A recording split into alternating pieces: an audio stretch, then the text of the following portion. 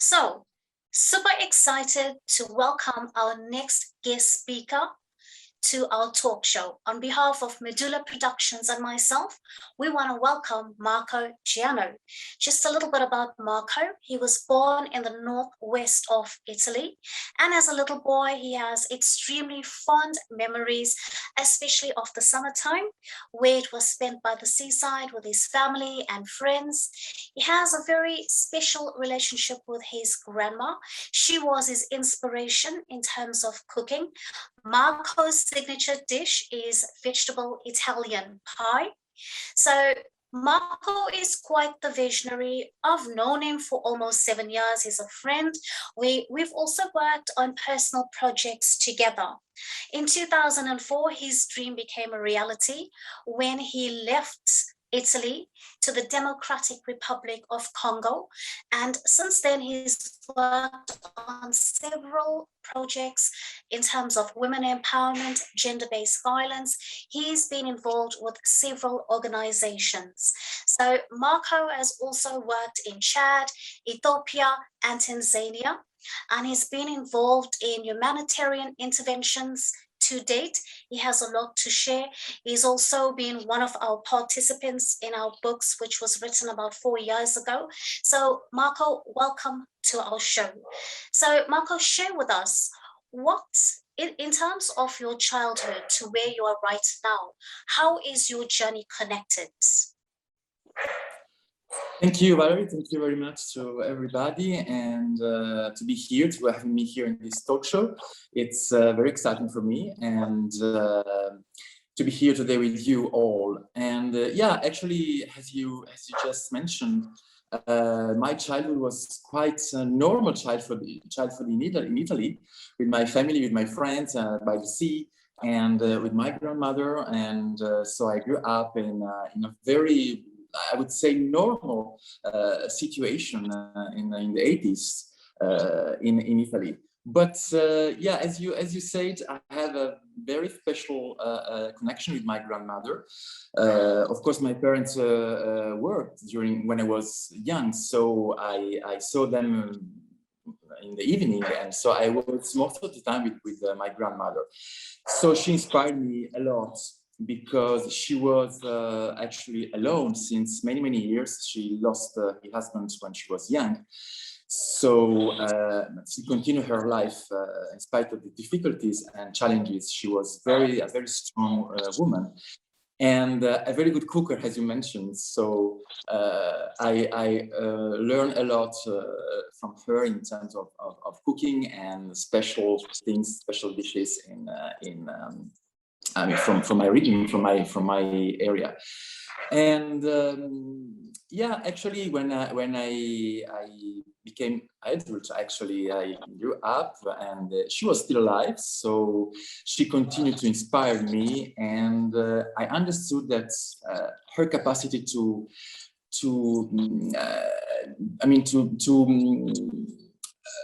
see life as, even if she had a lot of challenges and difficulties, she always tried to go away, to move forward, and to have as much as she could a good life. So actually, my work in the humanitarian world started in a very normal way. Actually, I was at the university, I was studying anthropology. And at the end of when I graduated, I decided to approach this NGO world. And my first mission actually was my very first mission started in 2001, to be honest, in Eastern Europe, in Bosnia and Herzegovina. So a very particular area of Europe after the war, during the 90s of the last century. And then, as you said, I moved in Congo, where I'm here now, actually, again, after many years of presence in this country. And what I found in my work since I started is that women in general are more affected by challenges by difficulties than men, than other categories of people. So I understand that it was also my duty to try to help them to find solutions, or at least to help to find solutions, to understand their difficulties and working with them to find some solutions, some positive solutions. And then when I arrived in Congo, I discovered this very, very complicated and complex situation of the DRC. You know, the war, the many conflicts that have different origins, ethnic, cultural, economic, and women are very, very affected from that. So violence is a common, I would say, a common way to live, to survive, for men. And so I found it very, I mean, for me as a man, it was very complicated and very difficult to deal with this situation. So I decided to work on that and to try to help them to find solutions. Then, of course, I started with NGOs, and then I moved to United Nations, where I am now as a consultant, and for the UNFPA, and I'm working to improve the capacity of the humanitarian actors in Congo to consider gender-based violence as something that it's, I mean, we have to face and to tackle in order to move forward and give women and all communities the capacity to reduce this horrible thing that's happened every day to hundreds of women. Yeah.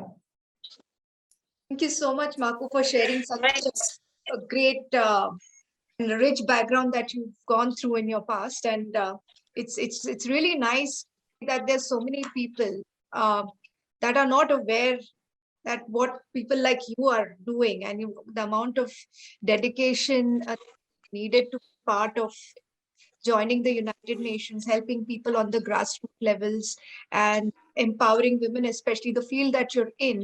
It's hard to be on the field. And I'm sure that the last year, that was the COVID-19, when it started, basically, I'm sure a country like Congo must have faced a lot of challenges.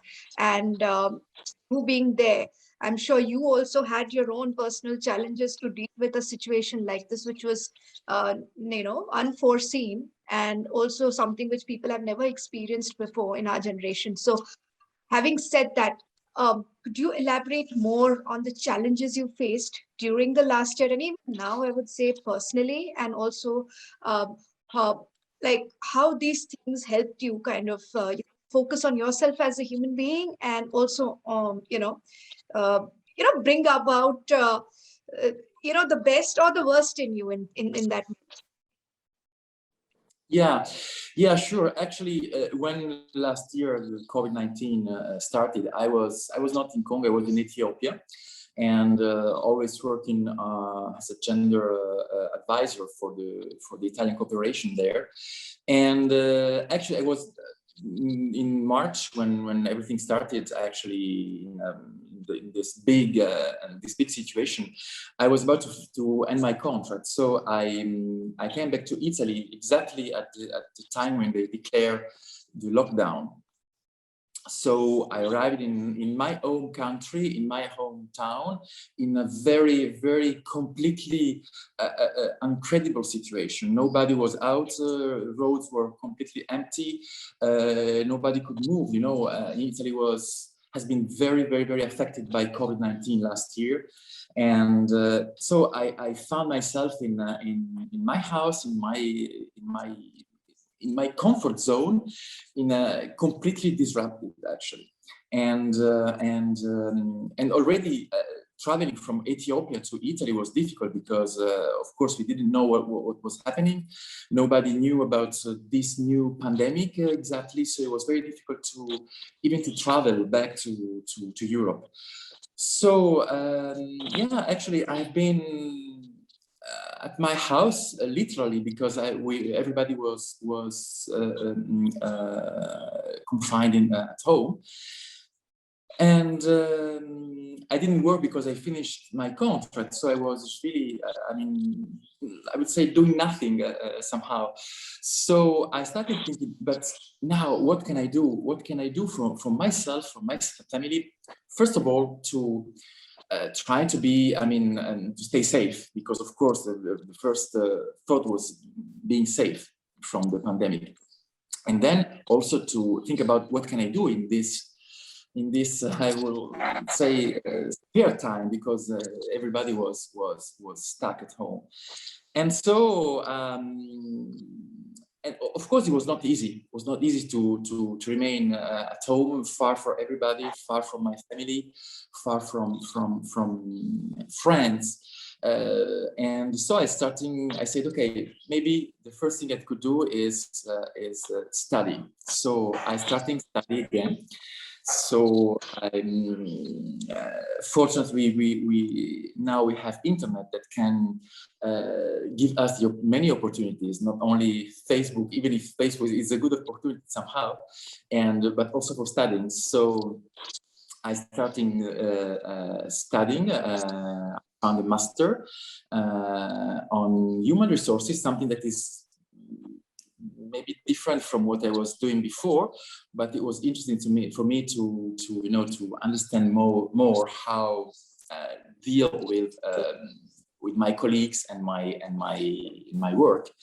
And so I started studying for this master, online master, and so it helped me to I would say to survive during this hard time, and then we arrived in the last year during summertime in Italy, so in August, July, August, September, and then I was saying that I moved to Sierra Leone for a few months for a short mission with an NGO that I knew since many years, and then I came back from there in early November last year, 2020, and again, Italy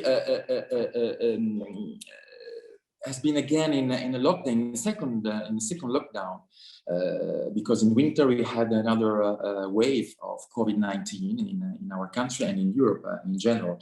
So again, I found myself in the same situation as before, and but again, I decided not to, to be desperate, and I found that studying and continue to keep myself informed on what's happening in the world, and to update myself in terms of studying was for me the best way to survive and during this long winter in my home country again. And so I started again to study and and reading a lot.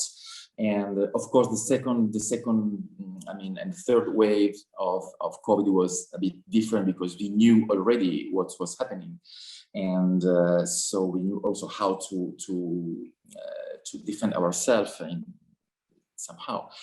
And then, this year, in April, I got this opportunity to come back here in Congo and working again in gender-based violence here in Congo. Of course, not immediately because, vaccination in Europe and Italy started in early this year. So I was waiting for vaccination because I believe that this is something important for everybody. So I got vaccinated, and after that I moved again here in Congo DRC in June, so 4 months ago, and starting working with the UNFPA on gender-based violence in the humanitarian sector, and improving again and working again with women here in Congo. And this is for me something that I really missed in the last 2-3 years, and now I'm here again, and I'm very happy for this. in spite of the difficulties and challenges we have, because of course COVID is not away, it's always here, so it's not easy to work, it's not easy to move around in Congo, but I'm vaccinated, I get tested regularly, so I can travel within the country and meet people, of course, keeping all the measures that we know, but yeah, this is for me very important. So I'm very happy to be here again and try to help women and people of DRC. Marco, thank you so much for that. It's obviously quite a journey for you, going from Africa to Italy and then Africa again. And also, yeah, living in the DRC is obviously not easy. There's so many challenges. And then also in Italy, like you say, you know, not being able to socialize with people and be with your family and friends as you normally would be. The COVID-19 pandemic has obviously wreaked havoc. And I'm so glad to hear that, you know, you've come out of this. So tell me, Marco, what makes you an expert in terms of women empowerment? Because for a man, this is quite unique. So what makes you an expert when it comes to women empowerment and gender-based violence? Yeah, thank you for this question, because many people ask me the same question, why a man is working for women empowerment. But because I think that as a man, we have not only the opportunity, but we have to understand that gender-based violence is culturally normed. So, and this comes from centuries and centuries of history in the human being in the world, actually, because it's not only for Africa, it's for Europe, it's for Asia, it's for America, it's everywhere. So I think that it's important for men to understand and to work with women, to understand why we are living this kind of situation, why gender-based violence exists, and what is the role of man in men culture in this issue. So for me as a man, it's important. I started, you know, we started our conversation talking about my grandmother, and of course she was born 100 years ago. So in a very different Italy country, it was very different. Women there in Italy were like here now, probably, or something like that. So they couldn't vote, they couldn't have many human rights that they have today. So, but in spite of that, those women of that time came out, and Italy became a developed country also thanks to them. So the role of women was very important. So for me, the role of my grandmother was very important for myself, and I learned from her that women are very important for us. I mean, we cannot live, we cannot work, we cannot have our normal life without considering women exactly as a man. We are human beings. So for me, being human being means that women and men are the same. So I approached this work because I wanted to strengthen this thought in Africa, that I know it's a continent where women are still still live in a very challenging situation, sometimes quite often in very difficult situation.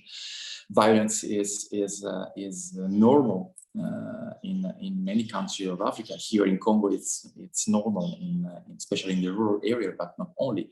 So this is what pushed me to try to give my support, and also for myself as a man. Understanding that there's no difference apart from biological difference, of course, but there's no other biological differences are at the base of our human being. But apart from that, there's no other difference. So we are all human beings, and we should work together to improve this idea, this fundamental human rights, actually. Yeah. Thank you so much for that. And now I'm going to ask you the last question. Okay. So Marco, what is your advice for the people who are listening to you? And in very short, what would you tell them that, you know, guys, this is the takeaway I would like you to have from my experience and my life? But I think very, very quickly, I mean, from my experience, my life, what I could say to people is just, I mean, be yourself and continue to be to learn, to study, to understand. For me, the key word is understanding.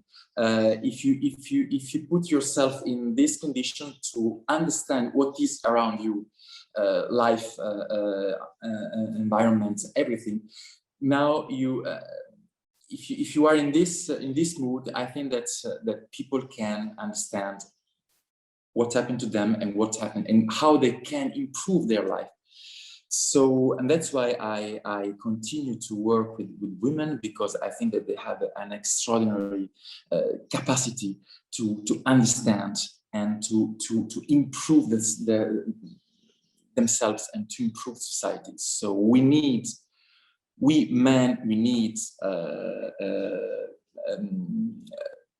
women's capacity.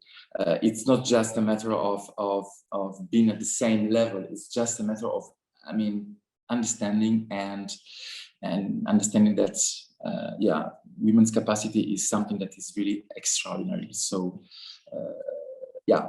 And for me, it's something that I learn every day, especially when you go to the field and I meet people, I meet women. It's like learning every time from them. So yeah, so I would say to people, please understand the world you live in. Yeah. Great. Thank you so much for that, Marco. That was really good. Thank you. Thank you very much. Thank you so much, Marco, for being part of Shedding Your Skin. And we hope that your experiences, your story inspires our audiences. Thank you so much. Thank you. Thank you very much to everybody. Thank you too. All right. Take care. Bye-bye.